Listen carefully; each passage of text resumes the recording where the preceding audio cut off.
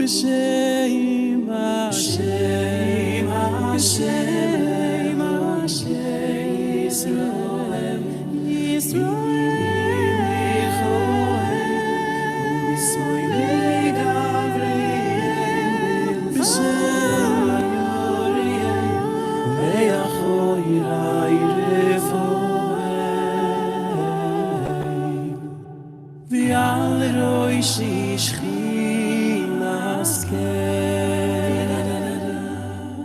Loisiro mi pachad lo ilo loisiro.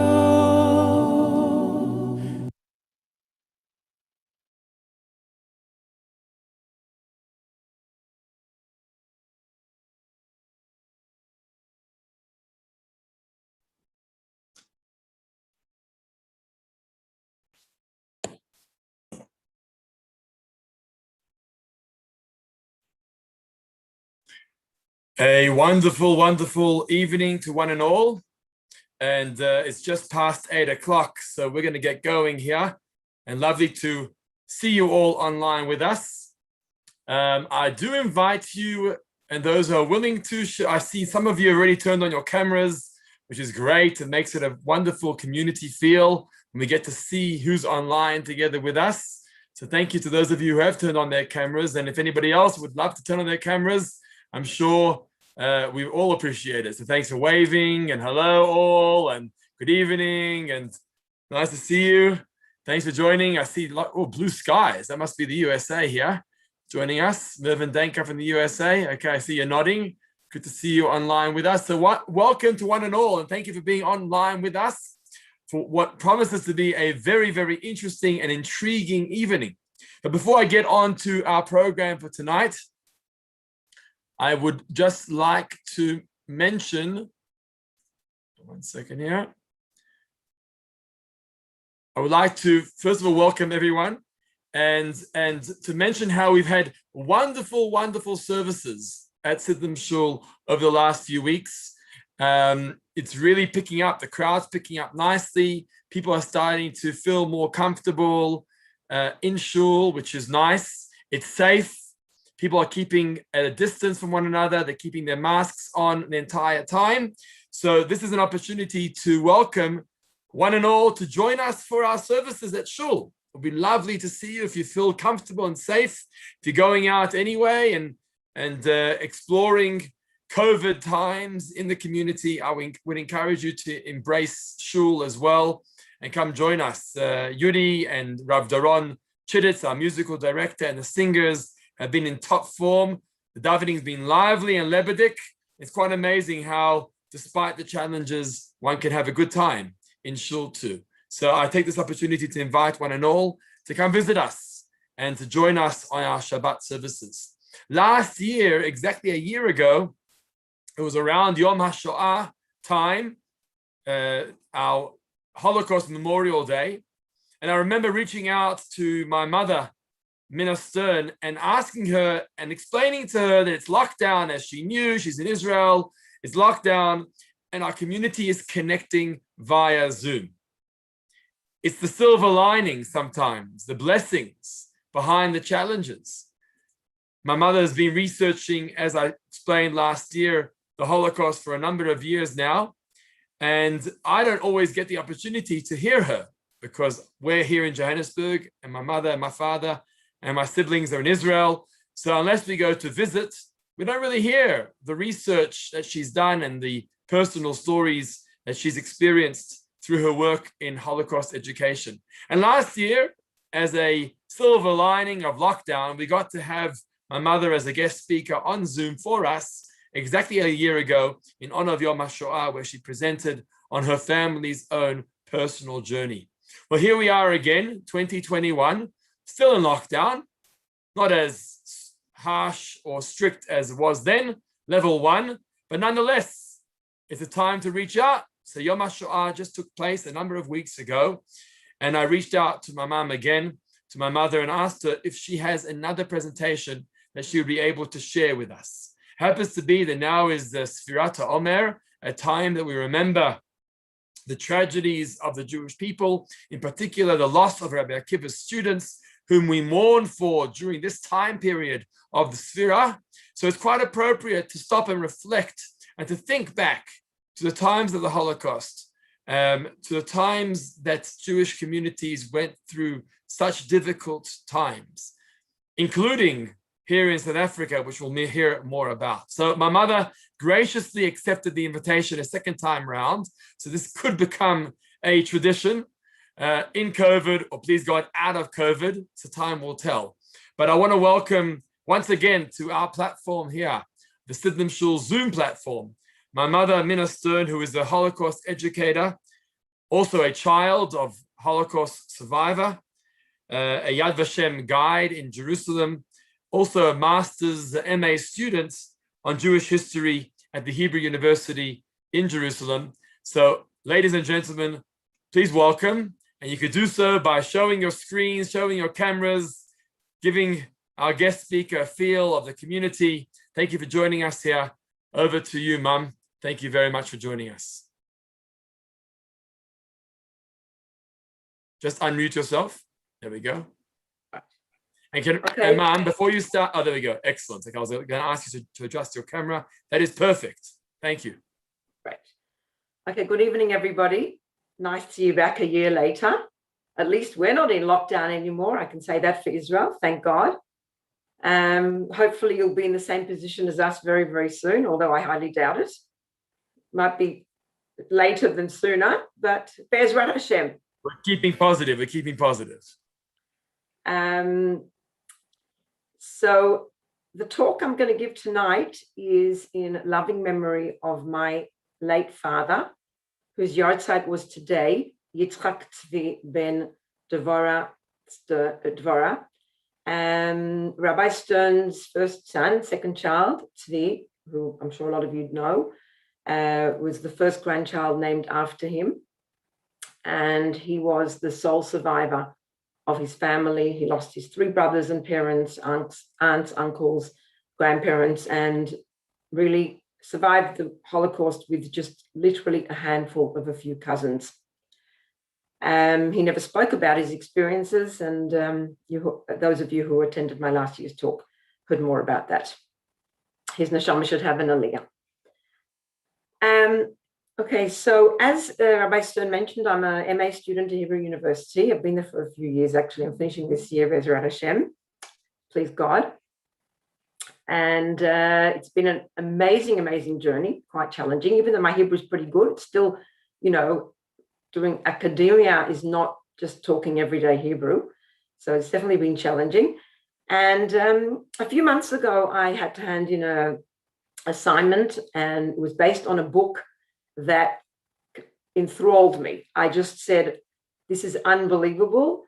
And when Rabbi Stern asked me if I have anything to give over, I said that this was very pertinent to South Africa, as it has a South African twist to it, which surprised me very much.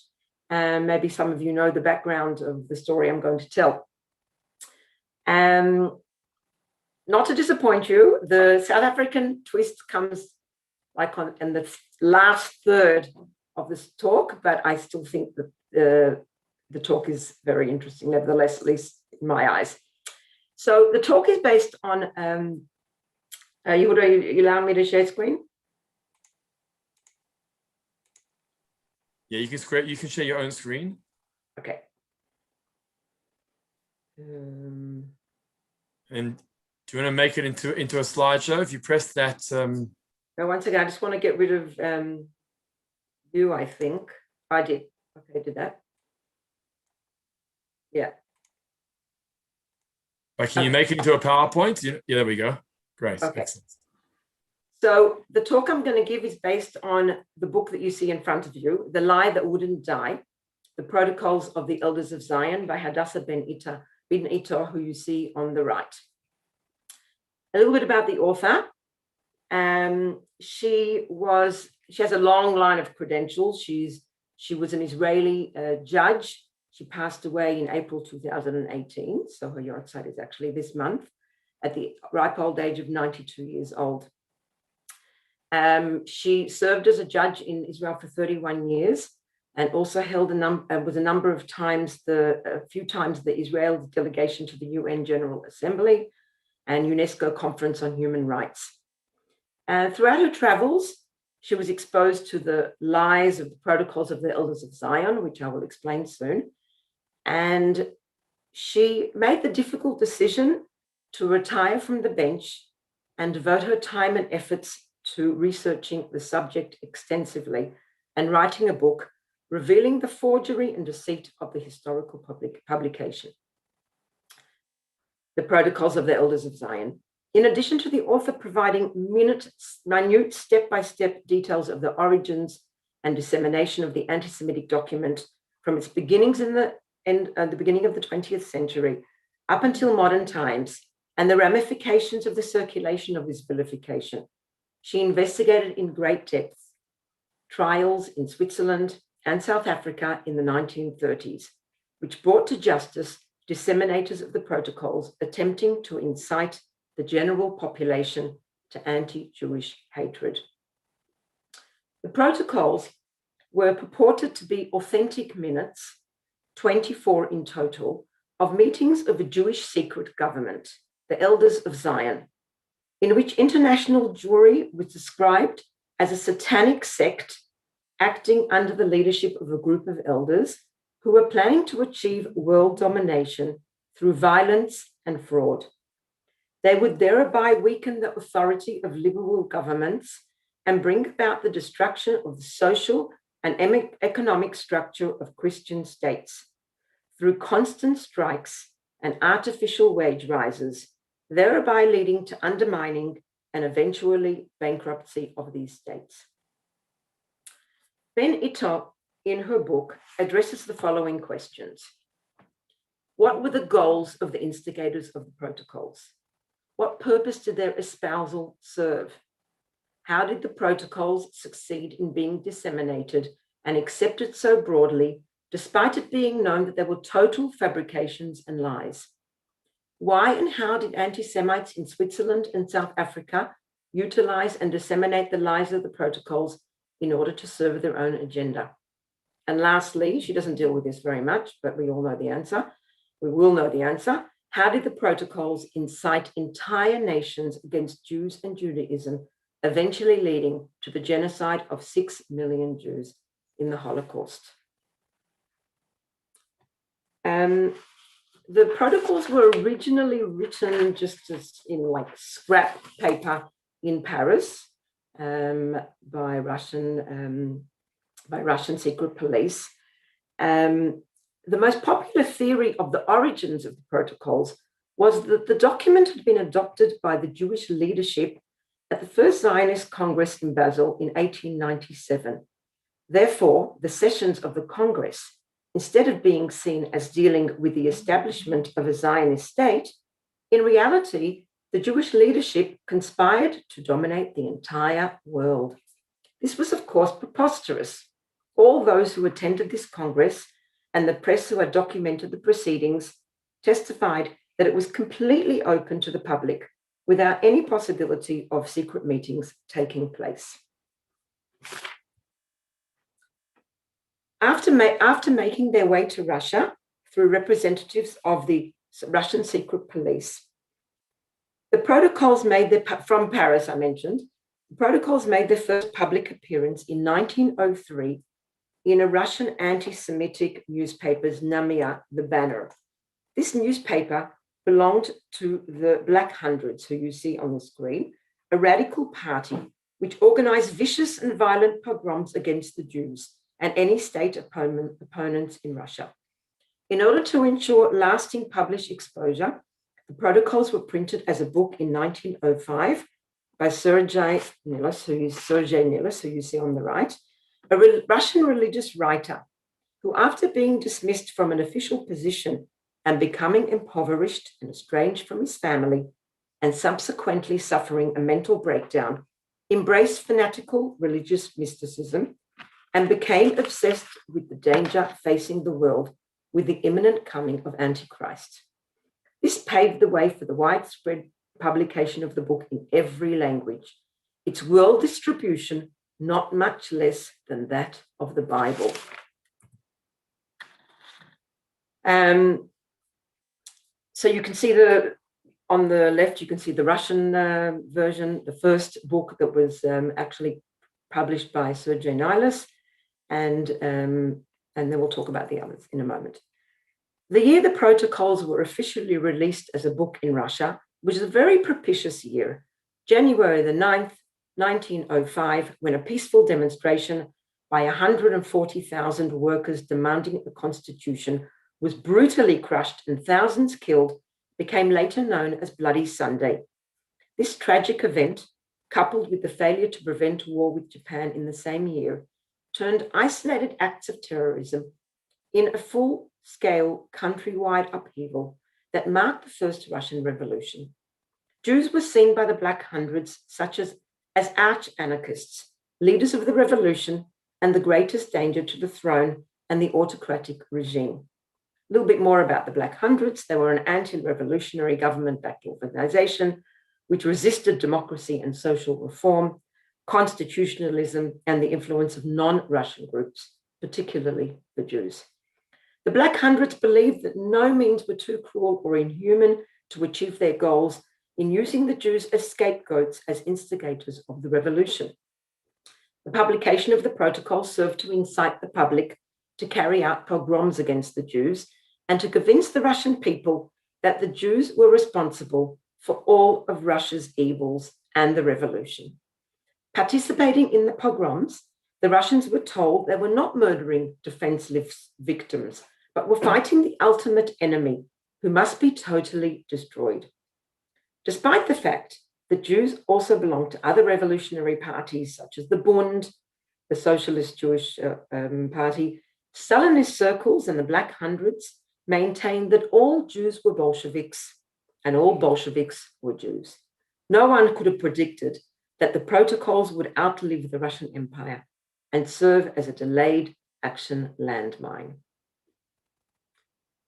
Following the arrival of the protocols to America, so we can see the version in the middle, which is the English version, and the one on the right is the German version, which eventually Hitler uses as a model for his mass murder of the Jews.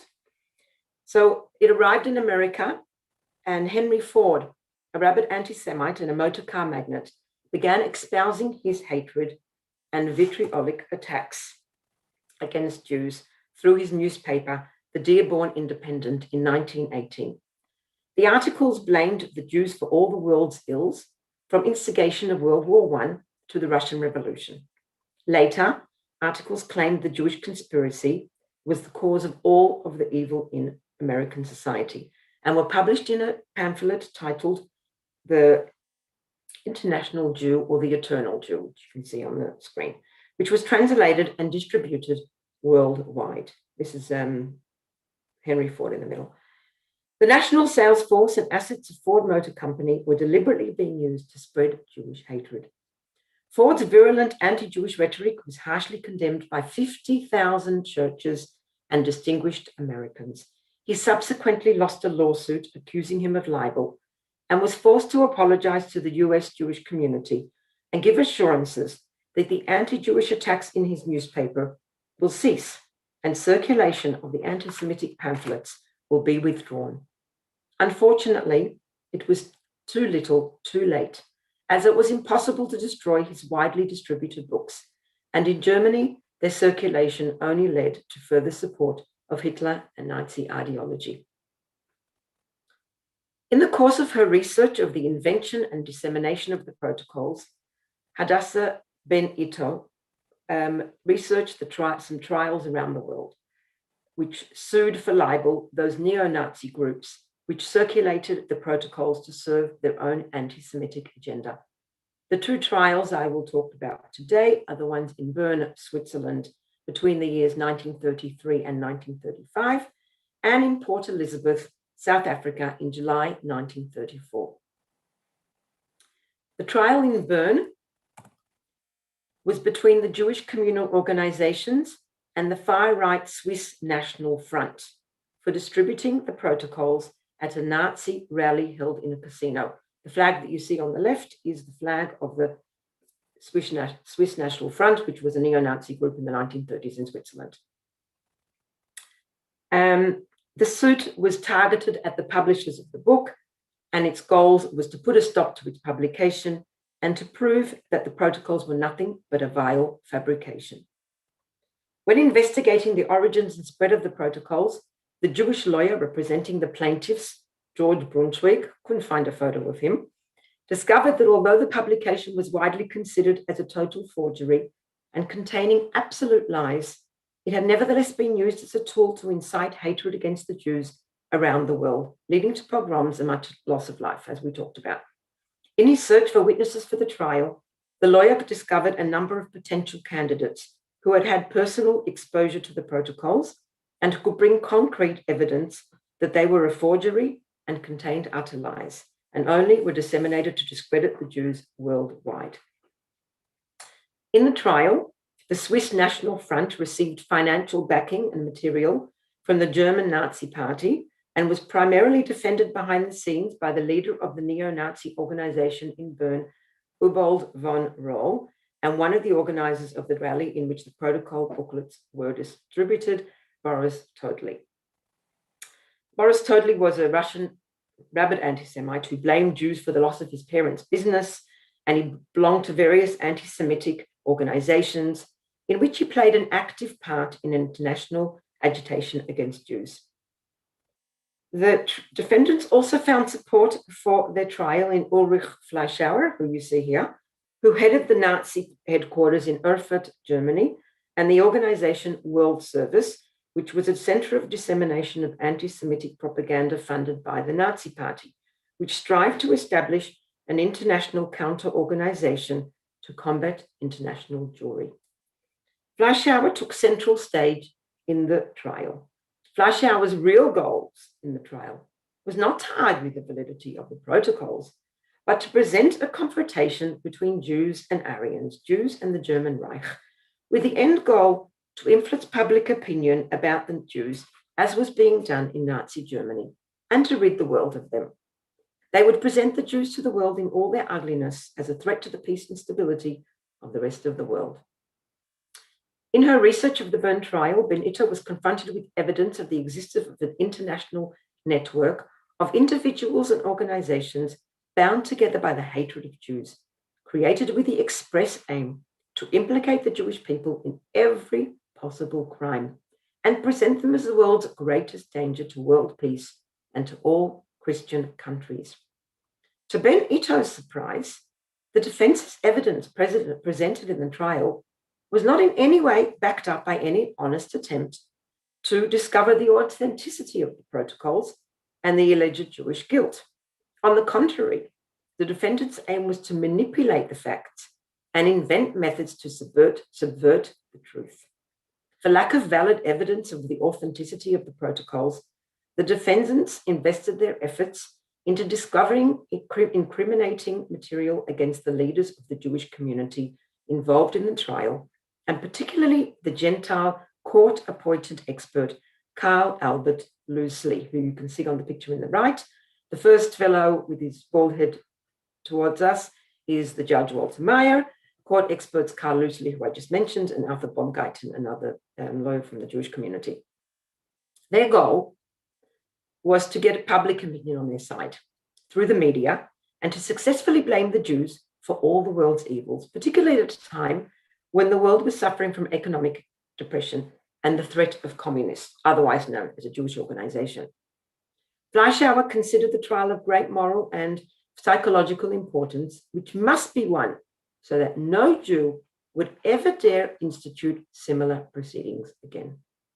As Benita's research of the history of protocols proceeded, she understood that she was not dealing just with one theory and one forged document, but with a web of lies woven to support the theory, lies that could not be substantiated by evidence.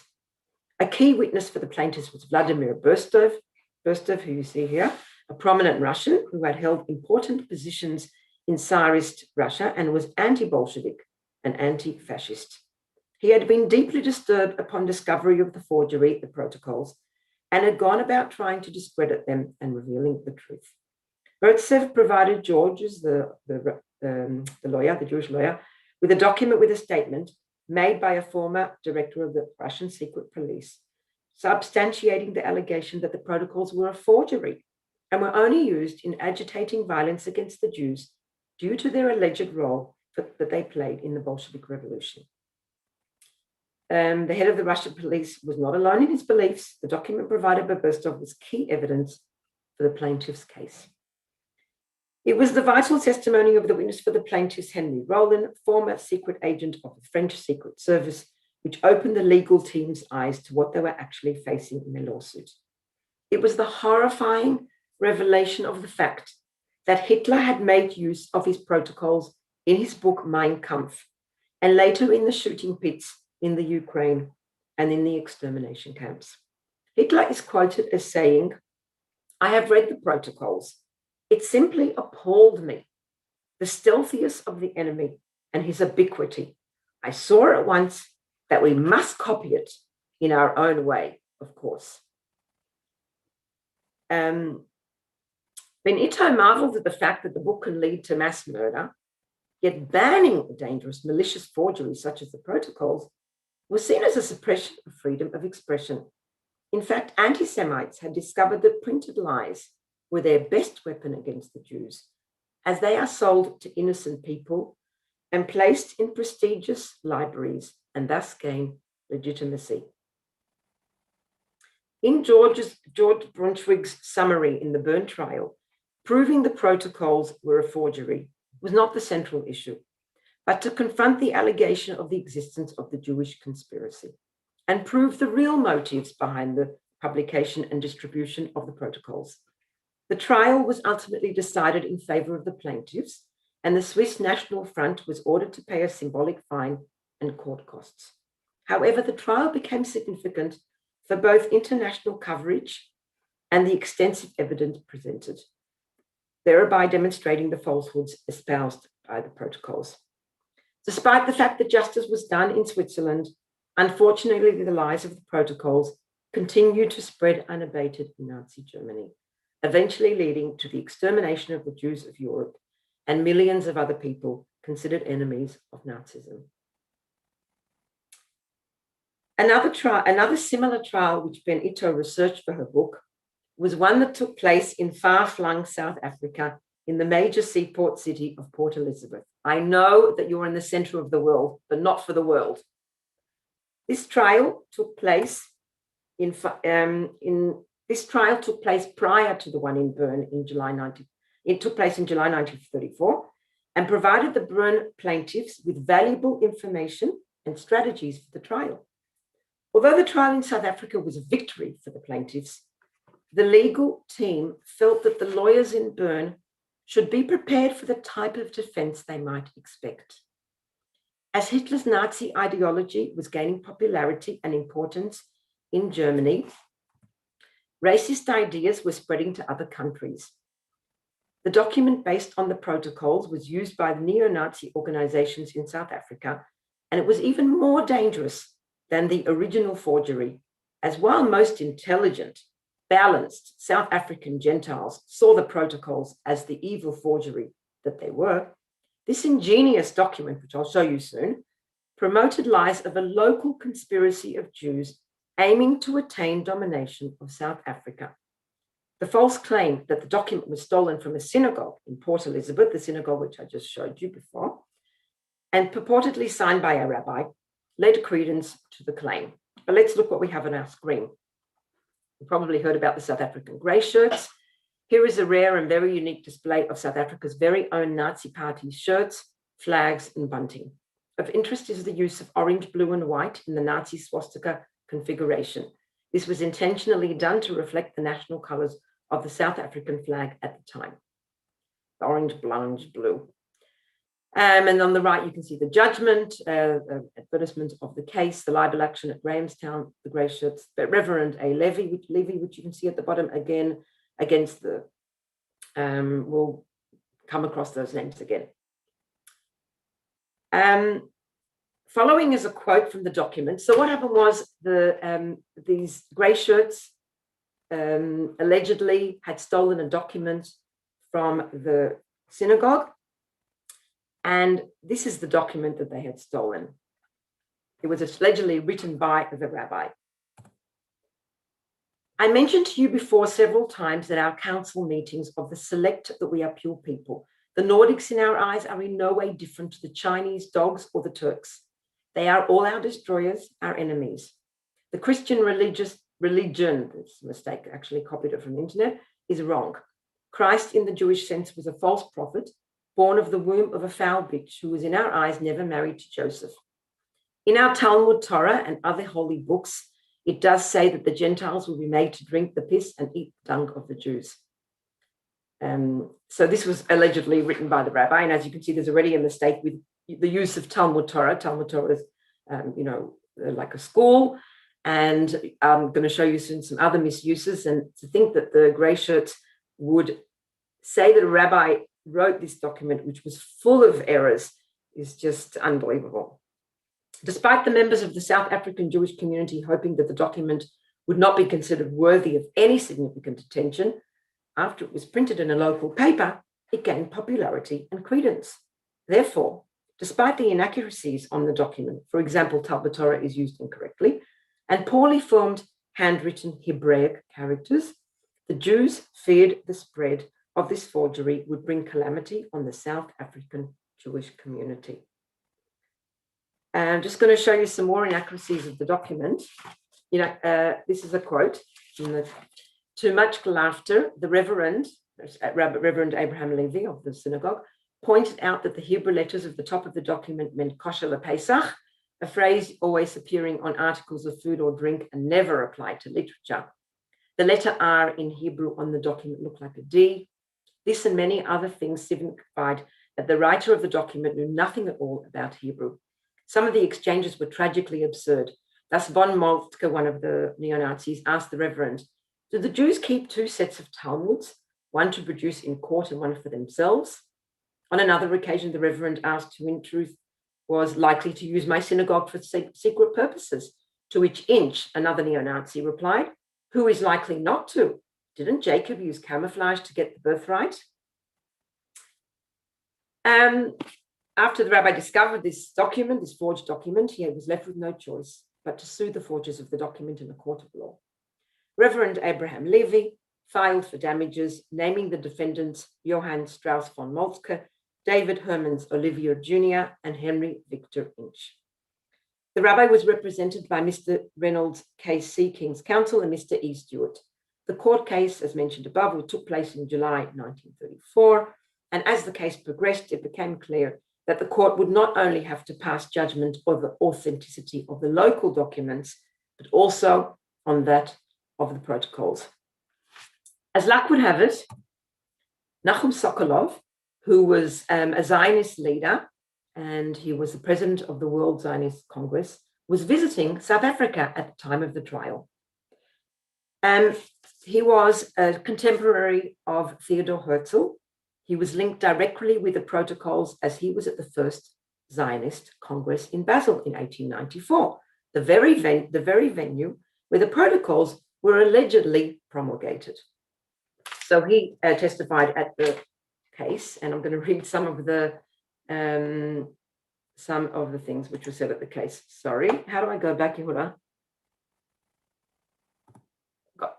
Okay, why are... I got it. Actually, why can't I read the top of it? I can see. We can see it. Yeah, just read it. The first question of Inch's question. Yeah. Why are you here today giving evidence? Are you here to defend world Jewry? Right. So Dr. Sokolov says, not necessarily. I'm here to give evidence on the protocols. World Jewry can defend itself. I am here to refute the false and malicious allegations about the elders of Zion. In reply to further questions, Dr. Sokolov said that the Jews were of a Caucasian race. They were related to the Arabs. They were a Semitic race, and the Arabs were a branch of that race.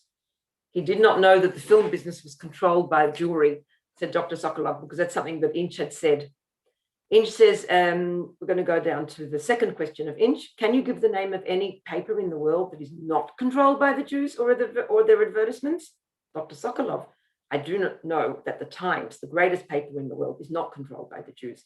I know nothing about the South African papers. It is an empty phrase anyway. The Daily Herald is another paper that's not controlled by the Jews. Inch. Do you consider that the Jews monopolized the white slave traffic? Both Thomas Graham and Reynolds strongly objected to this question, and Inch replied that he had a quotation from the Jewish Chronicle of April 1st, 1910, which practically admitted what his question implied. When he was asked to present this article, he actually didn't have it in his possession. So not only did they tell lies about the protocols and about what was stolen from Reverend Abraham Levy's synagogue, they continue to spread lies about the Jews. The Jews control the world. So the defendant's strategy was to minimize the effect of the forged documents and to use the public forum of the court to publicize the Jewish international plot of Jewish domination, similar to the motives of the case in Switzerland. As the defendants attempted to prove that the source of the Jews' desire for world domination and evilness lies in the Talmud, a brilliant Gentile scholar proved the falseness of that claim by proclaiming in court, "It takes a wise man to sow sympathy between men, but it often only takes a fool inspired by hatred and possessing the gift of the gab to sow hatred."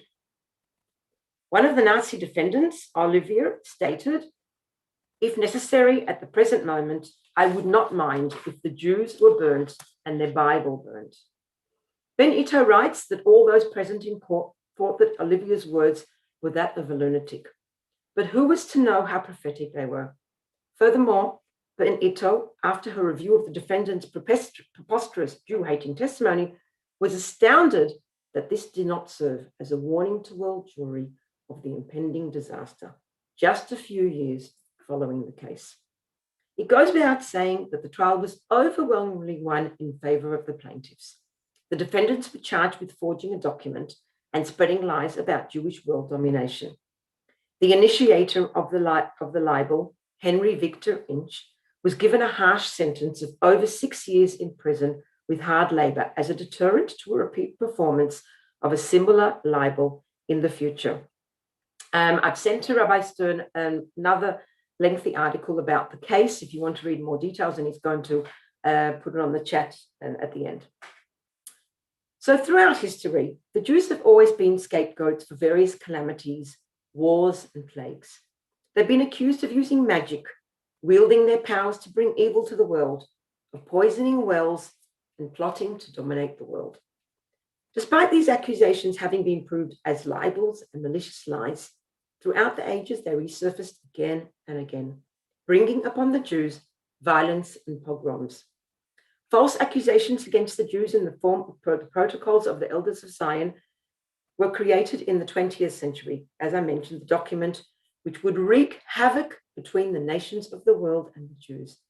Despite the fact that it was a completely preposterous accusation, that it falsely accused the Jews of possessing an international secret council which meets regularly and plots domination of the world in the most destructive means, it spread rapidly and was used worldwide to harm the Jews. Although the governments, such as in Russia, admitted that the protocols were a file fabrication, which cannot be substantiated by evidence, they utilized the document to serve their purposes of accusing Jews of bringing the revolution upon the Russian people, and subsequently perpetrated heinous, violent crimes against the Jews. Lastly, that's the end of my talk, but I want to, as a postscript, I want to show you a very interesting article that I came across, a much more recent article about the fate of the synagogue. So this is an article written on the South African Jewish genealogy site, and it's about the Port Elizabeth Orthodox Hebrew congregation.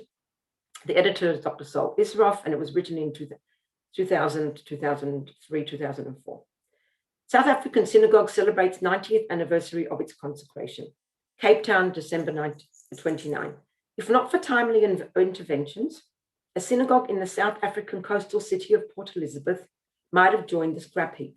Instead, the Port Elizabeth Orthodox Hebrew congregation has just marked its 90th anniversary. The celebration, which took place during Hanukkah, included a 90-year-old member of the community kindling one of the lights of the shul's menorah.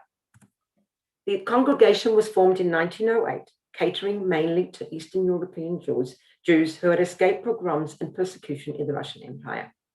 Its synagogue, located on Raleigh Street, was consecrated on December 12, 1912, during Hanukkah.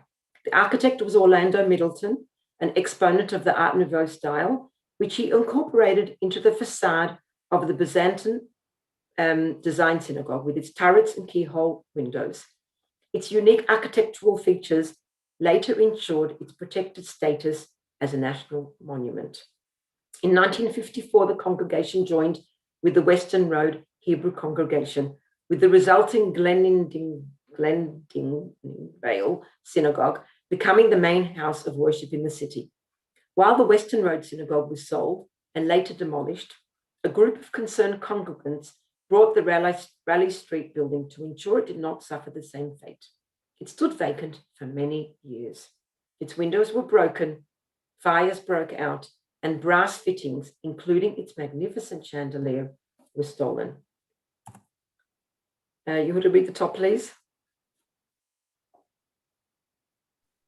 Fate stepped in, however, when the discerning eye of a passing architectural student led him to write a thesis about the distinctive structure. With the assistance of the University of Port Elizabeth, the building was declared a national monument, ensuring that it can never be demolished, nor can its facade be modified. Gradual restoration followed, and in 1986, it began housing the Jewish Pioneers Memorial Museum. Among its exhibits are memorabilia of the Grey Shirts trial, in which Abraham Levy, who ministered to the Western Road Hebrew congregation for 42 years, was the plaintiff. Okay, this we talked about, and we'll just go down to the bottom. Denzel Levy, the second last paragraph, Denzel Levy, 1885, who was the last surviving child of Abraham Levy, now serves as the museum's chairman. The museum doubles as a Jewish information center, with honorary curator Effie Schauder conducting regular tours for adult groups and schools as part of their religious instruction program. The 90th anniversary celebration was attended by some 240 people from the Orthodox, Reform, and non-Jewish community. Among them were 10 descendants of the original Shul committee. So next time you go to Port Elizabeth, don't forget to go and see the museum. It actually really, really arouses my curiosity as well. Thank you very much.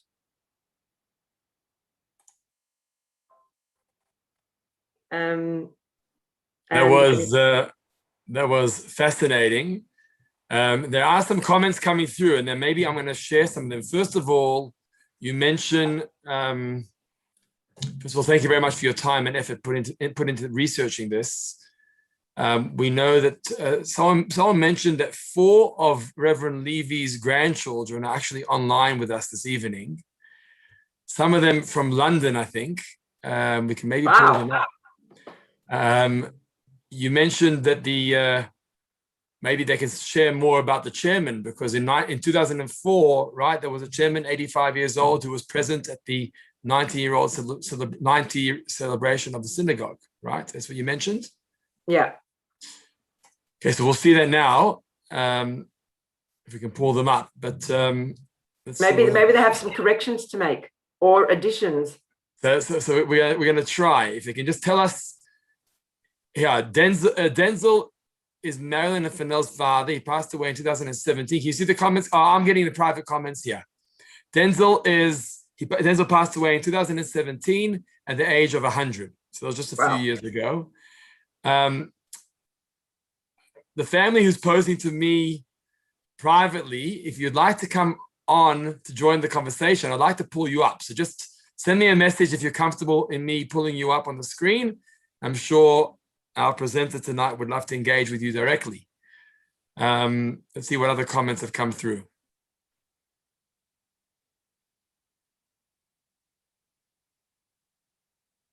I'm curious to know how many people tonight out of 138, besides Rabbi Levy's grandchildren, knew this story.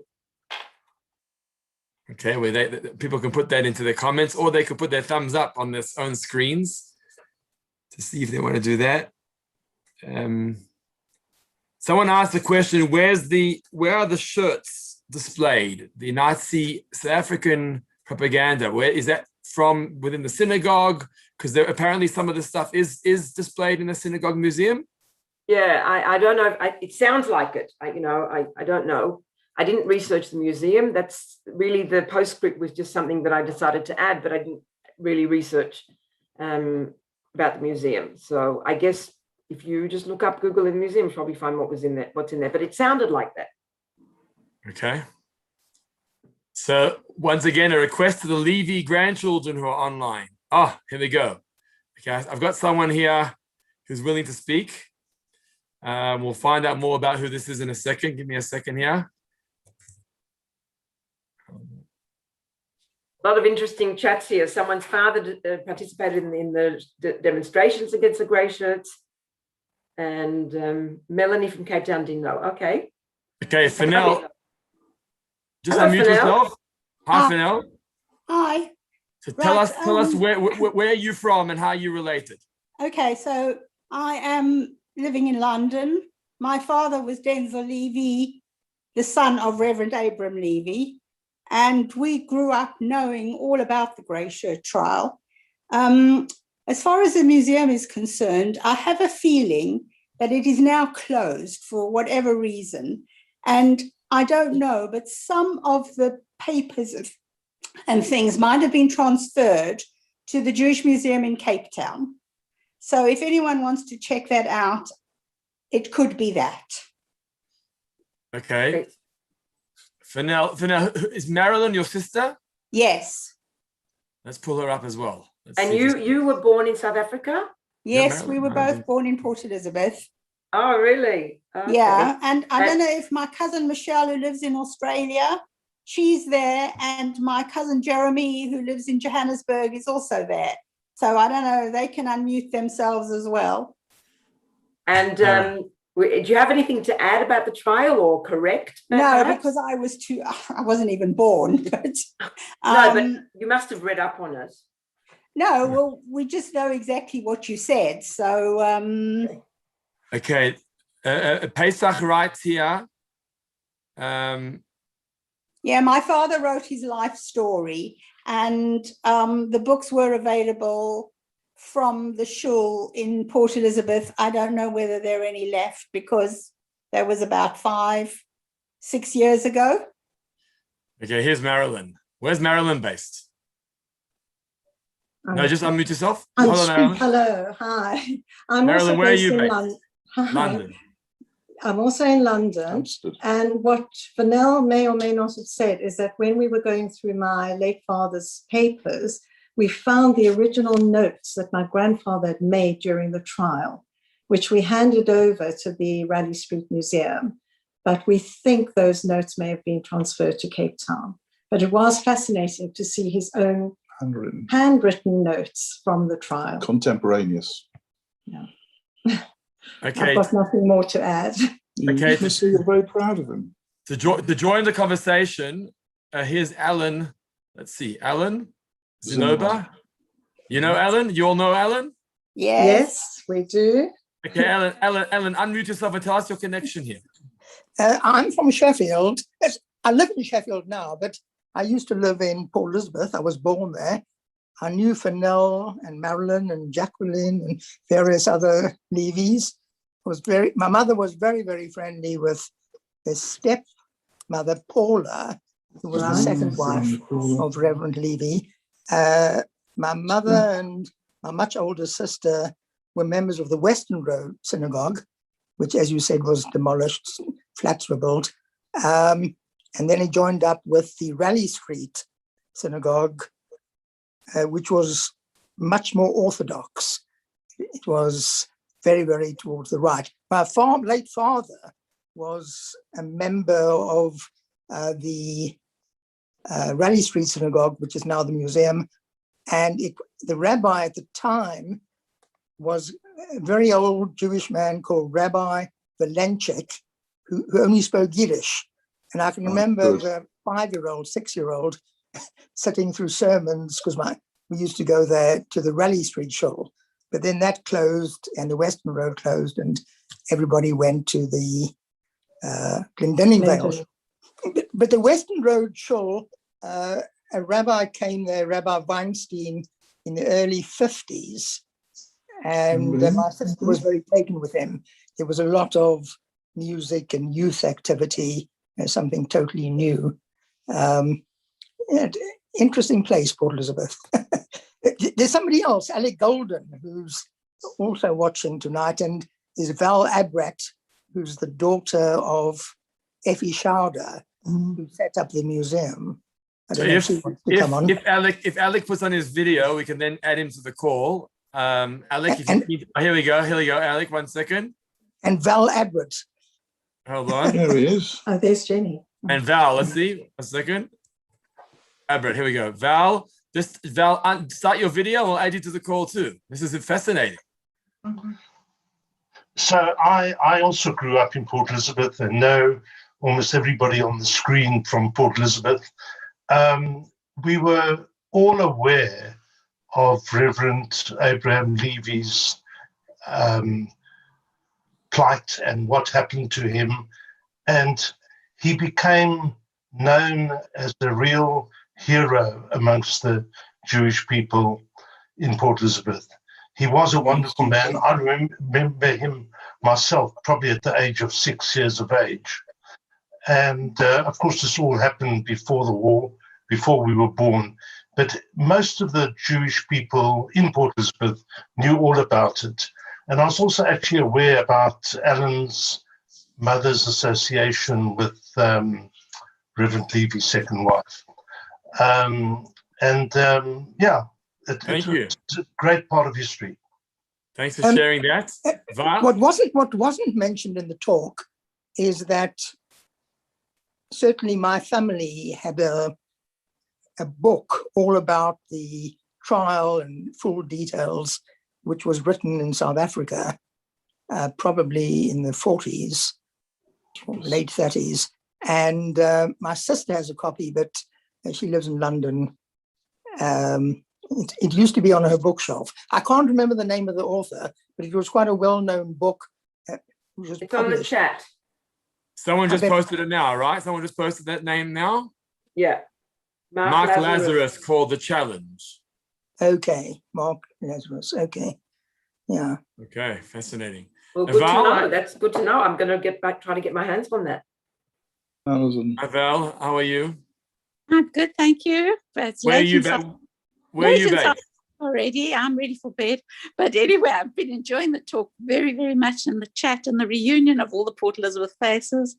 So, my mum was very involved with Raleigh Street as the curator, and so I certainly grew up on all the grey shirt stories and the preservation of all the newspaper clippings and all the information. But one just interesting little side story I'd just like to add is that it was in fact the Western Road Shul that was the site of the supposed activities of Reverend Levy. And one of the interesting stories around that one of the points made in the case was that von Moltke claimed to have had access to the shul through a window, and he'd gone in and he'd stolen these papers from the rabbi's desk. Yes. And in a site visit, he took everybody to the shul and they asked him to point out the window where he'd got in by. And it was this tiny little porthole window that had a very strong burglar grill on it, and not a mouse couldn't have got in. And that was one of the turning points in physical evidence, besides the whole philosophical discussion about the actual nature of the protocols and so forth. Right. Thanks for that, Val, because I did read about that. And just a personal aside was that von Moltke was found quite heavily, I think, and he went to go and take refuge in Southwest Africa, in Namibia, and he eventually wrote to my grandfather, who was also very active in the defense side of in the challenge with Reverend Levy, working on the actual information, and asked him for money. He asked for a job, and then he asked for money. Wow, that's an amazing footnote to the story. Incredible. So thanks for everybody's interest. Thanks for your contribution. That's fascinating. Okay, thank you all. And before we We're all wrap muted, up Ronnie. here, I've got something I'm going to share. I'm going to share that link, which you gave us to that article, right? You got here's a link. Just do this 1 second.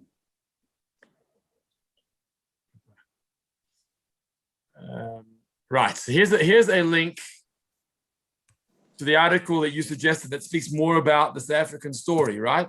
That's what you sent me. Yeah, I don't. Where? Oh yeah. I think that's it. Yeah, Yeah. I just posted on the chat. So if you want to read more about the South African story, there you can. I've got a question, which maybe, and then we'll open up and see if there's any other questions from the floor here.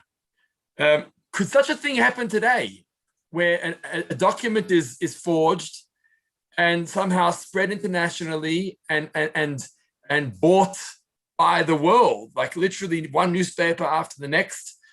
Would such a thing happen today? You know, or is the world too small or too educated for it to happen today?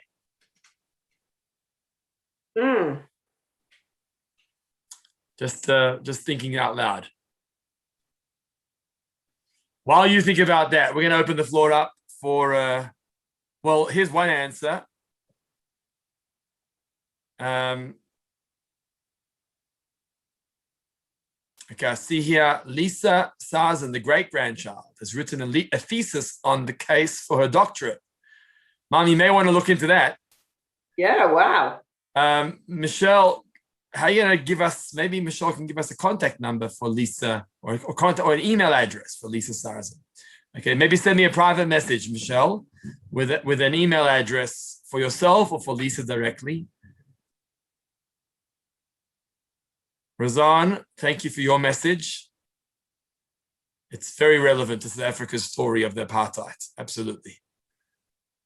And Evelyn says, absolutely, it happens already. I assume you're referring to articles, fabricated, false articles being believed around the world. It's still happening today.